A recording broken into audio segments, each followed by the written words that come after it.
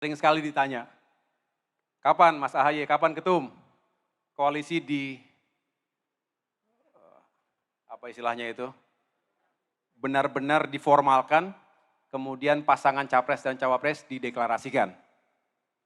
Sebenarnya teman-teman, saya dan teman-teman Partai Demokrat sejak awal termasuk yang paling berupaya meyakinkan bahwa waktu itu adalah sumber daya atau resources yang paling berharga bagi koalisi perubahan, bagi yang dianggapnya penantang baru, underdog.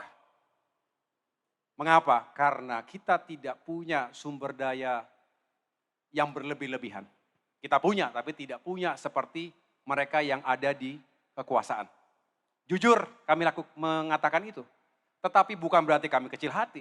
Justru sebaliknya. Lihatlah petarung-petarung, underdog, kuda hitam, baik itu petinju, tim sepak bola, sampai dengan bangsa yang melawan penjajah, kolonialisme ketika itu. Ternyata mereka yang dianggap tidak punya sumber daya berlebihan bisa menang, bisa kompetitif. Yang jelas mereka butuh waktu untuk bekerja, berjuang, dan membuktikan diri. Nah, disinilah saya mengatakan waktu itu menjadi sangat penting. Itulah dari awal kami menyarankan, kami memberikan masukan-masukan agar, hayo, apalagi yang ditunggu. Kami siap. Mari kita song-song bersama perubahan ini. Ketika memang masyarakat di sana sini banyak yang menunggu itu. Jadi kami Partai Demokrat sama sekali tidak memiliki hambatan apapun. Baik secara psikologis maupun hambatan yang lainnya. Karena bagi kami, perubahan dan perbaikan adalah sebuah realitas yang tidak bisa lagi dielakkan akan hadir di negeri ini.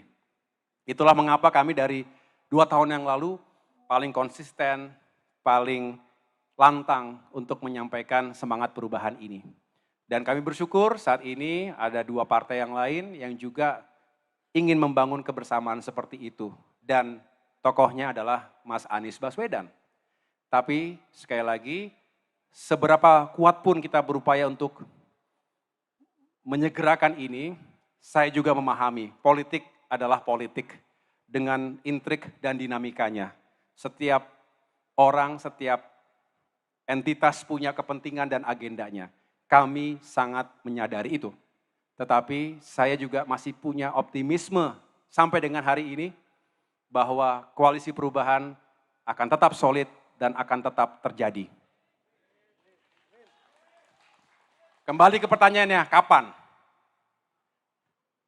I wish saya bisa menjawab itu dengan lebih pasti lagi, tapi tidak semua dalam kontrol kami.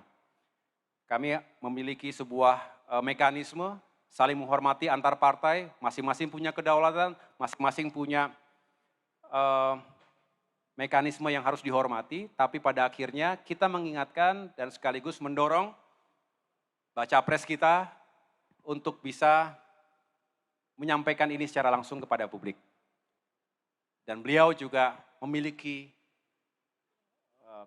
hal yang sama, artinya juga ingin ini bisa segera. Nah mudah-mudahan tidak lama lagi ini bisa segera diwujudkan. Saya boleh menitipkan pesan di sini kepada teman-teman sekalian bahwa bagi kami kalau ditanya, terus AHY kalau nggak jadi cawapres gimana? Pertanyaan yang sama dibalik. Emangnya kalau Mas Anies memilih AHY, Anda gimana? Karena kita sudah menandatangani yang namanya piagam kesepakatan. Sah, tanda tangan, 3 ketua umum partai politik. Di mana di situ jelas tegas mengatakan bahwa untuk urusan cawapres diserahkan kepada capres. Ada syarat 1, 2, 3, 4, 5. Inilah kriteria cawapres yang diharapkan bisa mendampingi capres pada pemilu nanti. Jadi selama ini pertanyaannya menurut saya separuh benar atau separuh lengkap. Kalau AHY nggak jadi cawapres, gimana Demokrat? Dibalik, kalau Mas Anies menetapkan Mas AHY sebagai cawapres, Apakah ada yang ingin pergi? Nah, itu baru fair.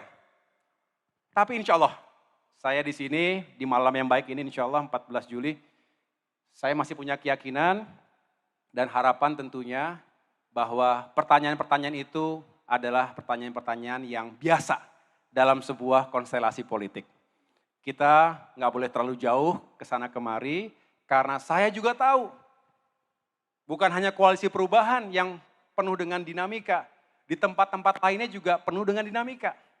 Jadi justru kami mensyukuri mungkin kita juga punya langkah-langkah yang progresif.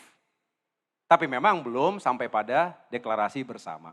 Kalau ditanya nunggu siapa sih? Sebetulnya nggak ada yang ditunggu harusnya.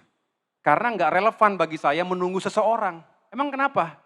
Menunggu apa yang membedakan gitu? Menunggu misalnya ada yang diumumkan cawapres yang lain. Karena tidak mengubah keadaan. Yang pasti adalah waktu semakin berkurang. Kalau ditanya surprise, akan ada surprise. Surprise dari mana? Kecuali ada warga negara asing kita naturalisasi, tiba-tiba di bulan Oktober tiba-tiba diumumkan jadi cawapres. Itu baru surprise. Tapi kalau hari ini dibedah saja semua hasil survei, pembicaraan publik, ya nggak akan kemana-mana, artinya sudah kebaca. Nah kami kalau ditanya, oke kalau misalnya Demokrat ada yang mengatakan memaksakan, nggak pernah memaksakan. Demokrat berpikir jernih. Waktu itu di sini, di gedung ini, Sekjen di siapa lagi waktu itu?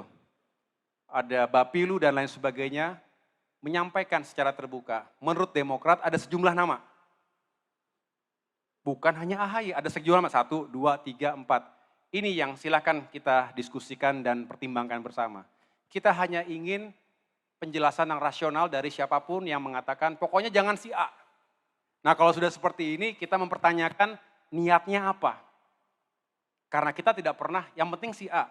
Tapi juga jangan sampai yang penting jangan si A.